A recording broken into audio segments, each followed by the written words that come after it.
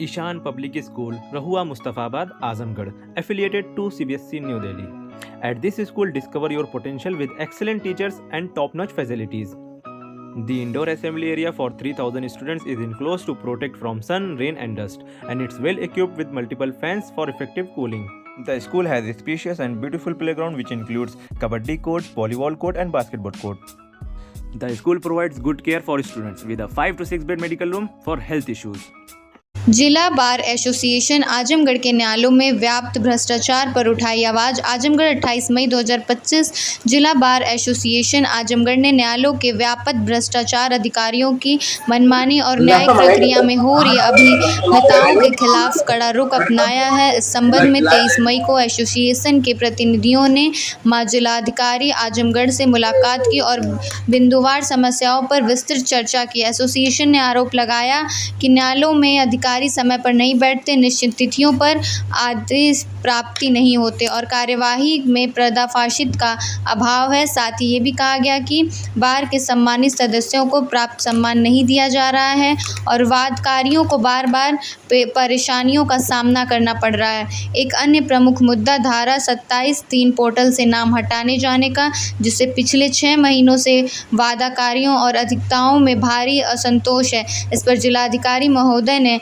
त्वरित कार्रवाई का राजस्व परिषद लखनऊ को पत्राचार करने का आश्वासन दिया है।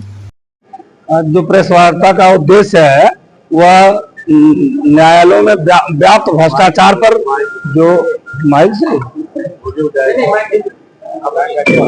जो न्यायालय में व्याप्त भ्रष्टाचार है उस पर व्यापक चर्चा है कि उसको कैसे दूर किया जा सकता है। तो क्या क्या विषय है, किस प्रकार के भ्रष्टाचार हैं जो आप लोग उजागर करना चाहते हैं या प्रशासन की नजर में डालना चाहते हैं?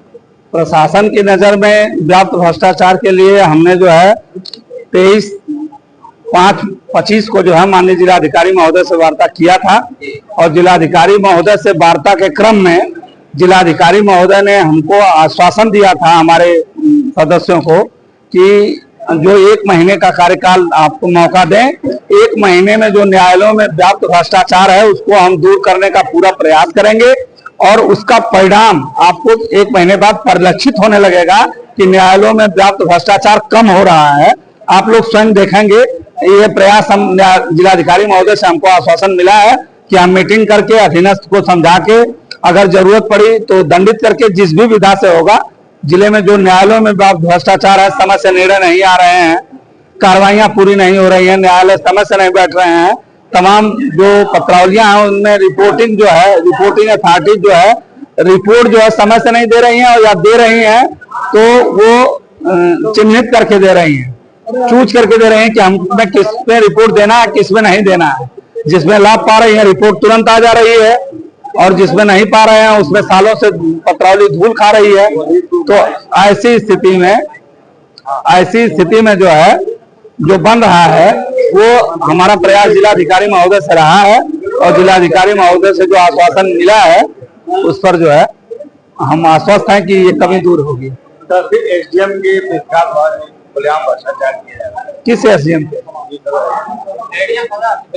एसडीएम सदर के पेशकार की जो व्यक्तिगत बात है, ऐसी कोई व्यक्तिगत शिकायत हमको नहीं मिली है। हमने जो कहा वो समूह की बात की है जिलाधिकारी महोदय से कि जो भी पेशकार किसी भी अदालत का पेशकार है, कर्मचारी है, तहसीलदार है, कानगो है, एसडीएम है पूरे जिले के या न्यायिक एसडीएम है, सबके बारे में चर्चा हुई सामूहिक रूप से कि उनमें जो व्याप्त भ्रष्टाचार है उसको दूर किया जाए। व्यक्तिगत कोई शिकायत जिलाधिकारी महोदय से नहीं की गई है और न व्यक्तिगत शिकायत हमको कोई मिली है। उसमें कुल बिंदु जो है गिनती पे नहीं रखे जा सकते, लेकिन जो प्रमुख बिंदु बड़े थे उनमें जो है 27(3) जो पोर्टल से ही गायब कर दिया गया है, वो राजस्व परिषद से गायब है, उसमें इन लोगों का कोई योगदान नहीं है। लेकिन चूंकि हमारे बड़े अधिकारी जिलाधिकारी महोदय हैं तो हमने जिलाधिकारी से वार्ता किया कि 27(3) के कम से कम 4 से 5 हजार मुकदमे जिले में लंबित है और तमाम प्रस्तुत होने हैं जिनको जो है नहीं लिया जा रहा है, इसलिए कि वो पोर्टल ही नहीं है। उस पर उन्होंने कहा था कि हम अपने तरफ से जो है प्रयास करेंगे कि इसको दूर किया जा सके, लेकिन आप पत्र दें और उसको हम राजस्व परिषद और माननीय मुख्यमंत्री शासन तक भेजेंगे। उसके बारे में 27(3) के बारे में उनको पत्र दे दिया गया है कि वो शासन को भेजा और हमने सीधे भी राजस्व परिषद और मुख्यमंत्री और सबको जो है भेज दिया है। एक महीने में जैसे आप लोगों को मांगे नहीं पूरी जिलाधिकारी जो